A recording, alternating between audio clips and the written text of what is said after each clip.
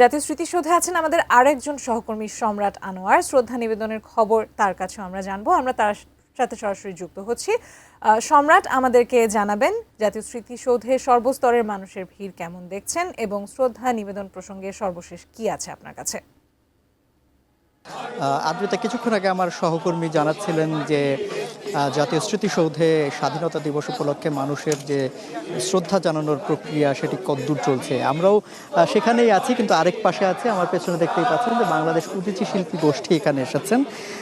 তারা শ্রদ্ধা জানানোর জন্য এসেছেন, কিন্তু তার আগে মূল বেদিতে যাওয়ার আগে তারা এখানে দাঁড়িয়েছেন এবং এখানে মুক্তিযুদ্ধের পক্ষে, স্বাধীনতার পক্ষের যে গানগুলো আছে, একটা যুদ্ধকালীন সময়ে যে গানগুলো উদ্দীপ্ত করেছিলেন বাংলাদেশের মুক্তিযোদ্ধাদের, সেই গানগুলোই তারা এখানে গাচ্ছেন এবং তাদের যে বলছেন, বারবার বলছেন যে চেতনায় সেই সময়ে মানুষ উদ্বেলিত হয়েছেন, উদ্বুদ্ধ হয়েছিলেন এবং মুক্তির সংগ্রামে ঝাঁপিয়ে পড়েছিলেন, সেই চেতনাকে যাতে এখনও আমরা নতুন প্রজন্ম যাতে ধারণ করতে পারি সেই বিষয়ে তারা বলছেন। এবং এখানে এখন দেখতেই পাচ্ছেন যে তারা গানে গানে সেই কথাগুলো এখানে ব্যক্ত করছেন।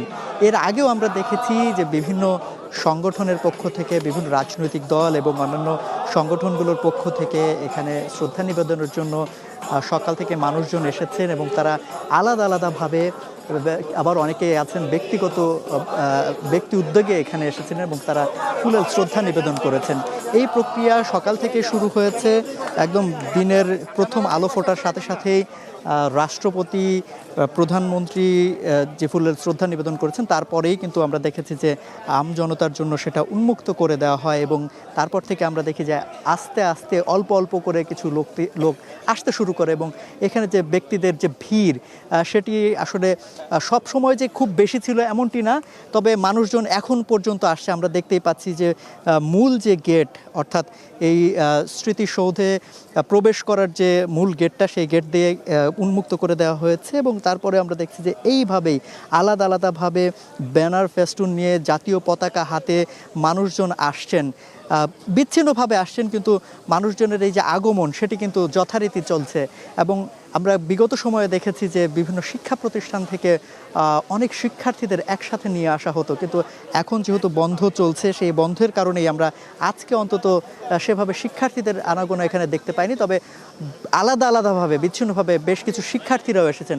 তবে সব কিছু মিলিয়ে আসলে আমরা যাদের সঙ্গে কথা বলেছি তারাই কিন্তু বলেছেন যে মুক্তিযুদ্ধের চেতনাকে ধারণ করতে হবে এবং দল মত নিয়ে মানুষের মধ্যে বিভেদ থাকতে পারে, মতানৈক্য থাকতে পারে, কিন্তু দিন শেষে বাংলাদেশের প্রশ্নে সবাইকে এক থাকতে হবে এবং সেই বার্তাটাই এখান থেকে দেওয়ার চেষ্টা করা হচ্ছে। এবং সবাই বলছেন, বিশেষ করে যারা মুক্তিযুদ্ধ করেছিলেন, মুক্তিযোদ্ধা ছিলেন, সেই মুক্তিযোদ্ধাদের সঙ্গে আমরা কথা বলেছি এবং তারা যেটি বলেছেন যে তাদের স্বপ্ন সেভাবে পুরোপুরি বাস্তবায়ন হয়নি, এখনও সেই জায়গায় খামতি আছে, সেই খামতিগুলো নিশ্চয়ই কেটে যাবে এবং সেজন্য তাদের সাথে নিয়ে নতুন প্রজন্ম কাজ করবে, সেই প্রত্যাশার কথা তারা ব্যক্ত করেছেন।